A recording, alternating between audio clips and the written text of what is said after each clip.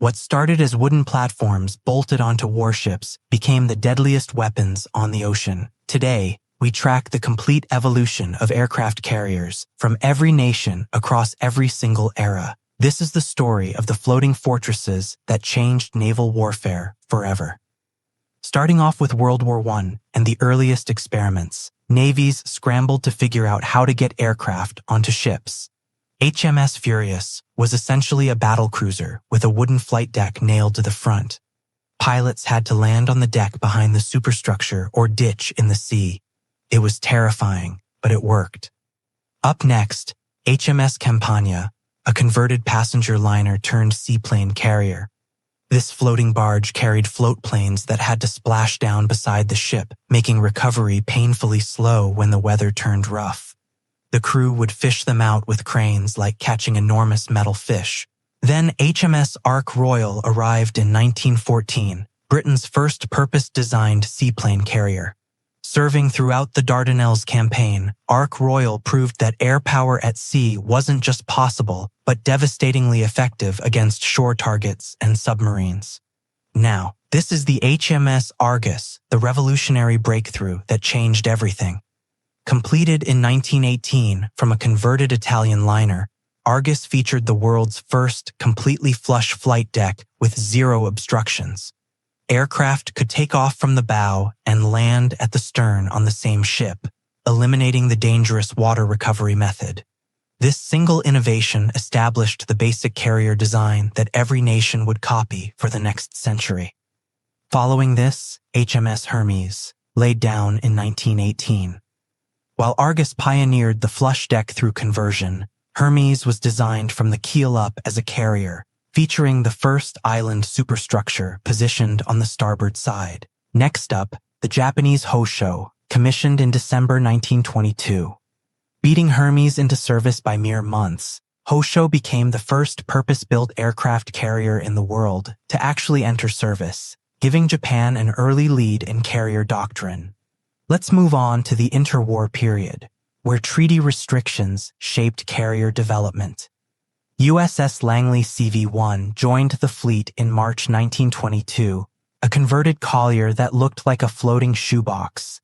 Affectionately nicknamed the Covered Wagon for its awkward appearance, Langley served as America's floating laboratory for figuring out how carrier operations actually worked. Up next, the USS Lexington and Saratoga. Now, this is where America got serious. These massive battlecruiser conversions displaced 33,000 tons and could carry over 80 aircraft, making them the largest carriers in the world. With their enormous size and powerful engines, these giants proved carriers could project devastating offensive power across thousands of miles. They became the backbone of U.S. Pacific doctrine throughout the 1930s. Then came USS Ranger CV-4, commissioned in 1934 as America's first carrier designed from the keel up. Though smaller and cheaper than the Lexington sisters, Ranger incorporated every lesson learned and established core American carrier design principles for future ships. The next one, HMS Glorious and Courageous, British battlecruiser conversions from the early 1930s. These ships featured massive flight decks, but paper-thin armor, a compromise that would prove fatal when German battleships caught them. Continuing, the Japanese Akagi and Kaga, converted capital ships featuring bizarre triple-deck designs before major 1930s rebuilds. These ships formed the core of Japan's Kido Butai, the carrier striking force that would shock the world at Pearl Harbor.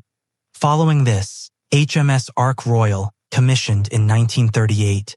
With an armored hangar, modern catapults, and capacity for 60 aircraft, Ark Royal represented the peak of interwar British carrier engineering and became one of history's most famous carriers. Now let's look at World War II, where carriers became the dominant weapon of naval warfare. HMS Illustrious Class pioneered the revolutionary armored carrier concept. With 3-inch steel flight decks that could survive direct bomb hits, these British carriers traded aircraft capacity for survivability. This protection saved them in the brutal Mediterranean fighting where German Stukas hammered everything that floated. Up next, The Japanese Pearl Harbor Striking Force, Akagi, Kaga, Soryu, Hiryu, Shokaku, and Zuikaku, formed the 6-carrier task force that launched the devastating December 7th attack. In a single morning, these carriers demonstrated that battleships were obsolete and carrier aviation ruled the seas. The world would never be the same. Then the USS Yorktown class arrived.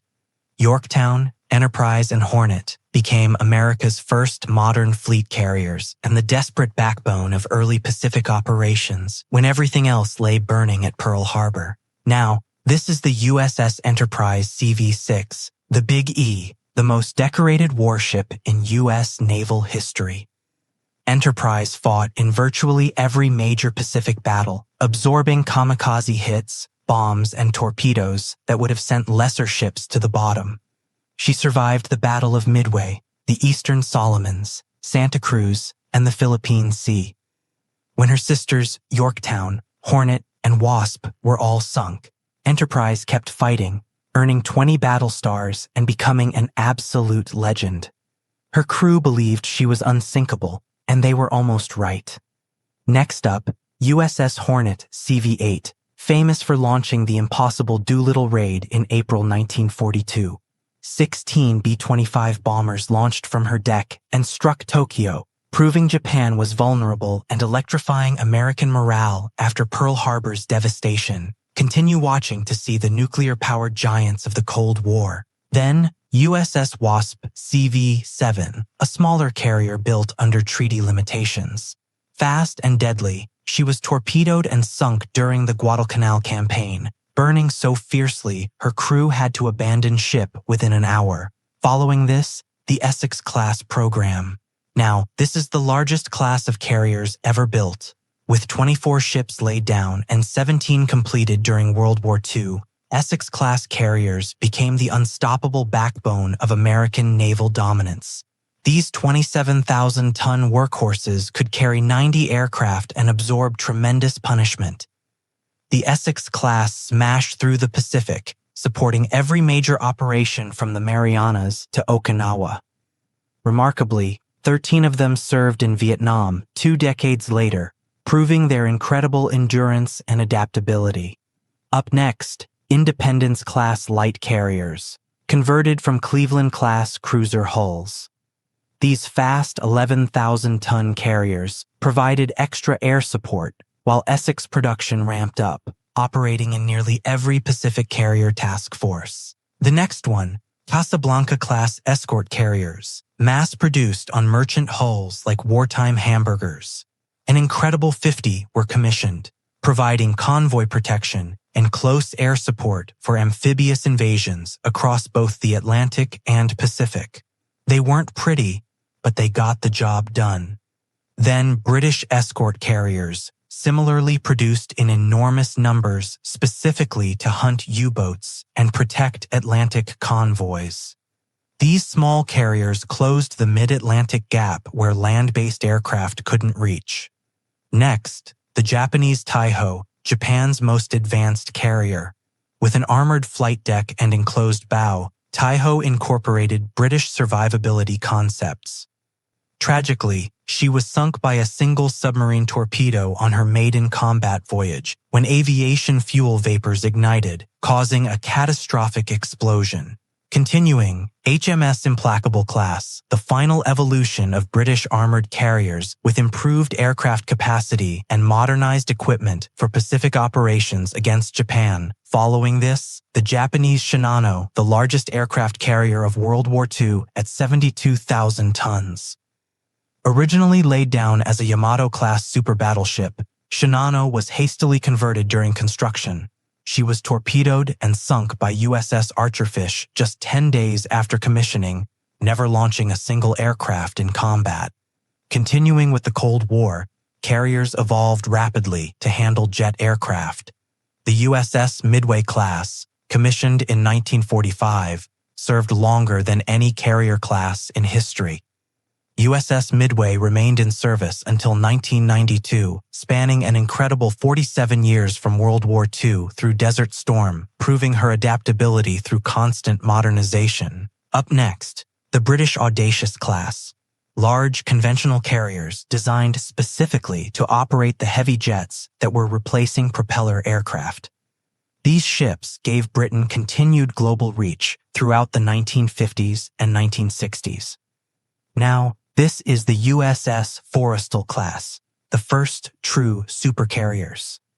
Commissioned in 1955, Forrestal displaced 60,000 tons and introduced the revolutionary angled flight deck, steam catapults, and deck-edge elevators.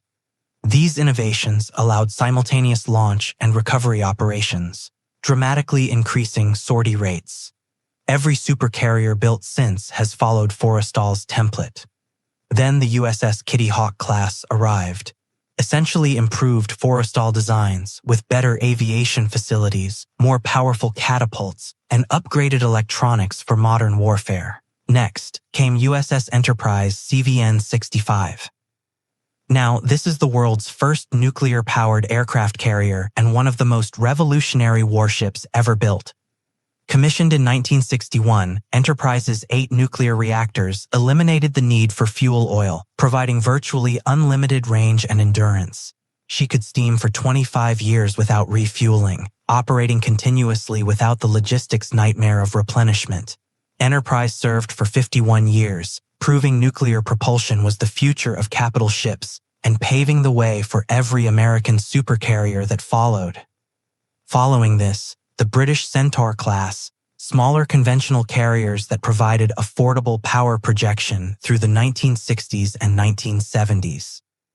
Up next, the French Clemenceau class, France's first modern carriers capable of operating high-performance jets. These 32,000-ton ships gave France independent power projection in the Mediterranean and global expeditionary capability. Continuing, the Nimitz class begins with CVN-68, commissioned in 1975. Powered by 2 nuclear reactors and displacing over 100,000 tons, Nimitz-class carriers became the ultimate symbol of American naval supremacy, combining unlimited endurance with devastating striking power. Then the Soviet Kiev class, bizarre hybrid carriers featuring both a ski-jump flight deck and massive missile batteries. These unusual ships reflected Soviet doctrine emphasizing fleet defense over offensive power projection, operating vertical takeoff Yak-38 fighters. Next, HMS Invincible class, British through-deck cruisers operating Harrier jump jets. These 20,000-ton ships proved their worth during the 1982 Falklands War, when HMS Invincible and HMS Hermes provided the air cover that made the entire campaign possible, proving carriers remained absolutely essential for expeditionary warfare. And our last category is the modern era, where digital systems and stealth technology dominate. The Nimitz-class fleet expanded to 10 nuclear-powered behemoths between 1975 and 2009, forming the backbone of American naval power for over 4 decades. Each 1,100-foot-long floating fortress carries approximately 75 aircraft and over 5,000 personnel.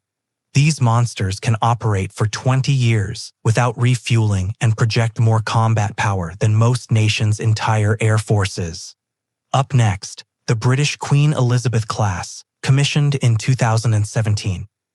These 65,000-ton carriers marked Britain's return to large deck operations after decades of budget cuts, operating F-35B Lightning II stealth fighters from ski-jump ramps. Then the French Charles de Gaulle, commissioned in 2001 as the only nuclear-powered carrier outside the U.S. fleet.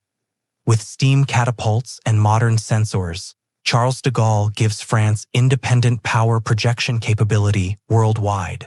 The next one, Russian Admiral Kuznetsov, Russia's sole remaining carrier. Plagued by mechanical breakdowns, fires, and lacking modern catapults, Kuznetsov represents Russia's struggle to maintain any carrier capability in the post-Soviet era. Next, Chinese Liaoning, purchased as the unfinished Soviet carrier Varyag and completely rebuilt. Commissioned in 2012, Liaoning gave China its first carrier operations experience and trained the crews for future indigenous carriers. Then came Shandong, China's first entirely domestically built carrier, commissioned in 2019. Though similar to Liaoning, Shandong incorporated Chinese improvements and demonstrated rapidly advancing naval construction capability. Following this, Fujian, launched in 2022 featuring electromagnetic aircraft launch systems. This cutting-edge EMALS technology makes China only the second nation to field it, representing a massive technological leap. Up next, Indian carriers INS Vikramaditya and INS Vikrant. Vikrant, commissioned in 2022, established India as a true indigenous carrier-building nation with blue water power projection ambitions. Continuing, Italian Cavour and Japanese Izumo class, both modified to operate F-35B stealth fighters, giving Japan fixed-wing carrier aviation for the first time since World War II. USS Gerald R. Ford CVN-78, commissioned in 2017, represents the future, featuring electromagnetic launch systems, advanced arresting gear, and automation reducing crew by 20%. Ford-class carriers will dominate the seas through 2070 and beyond, ensuring American naval supremacy for generations.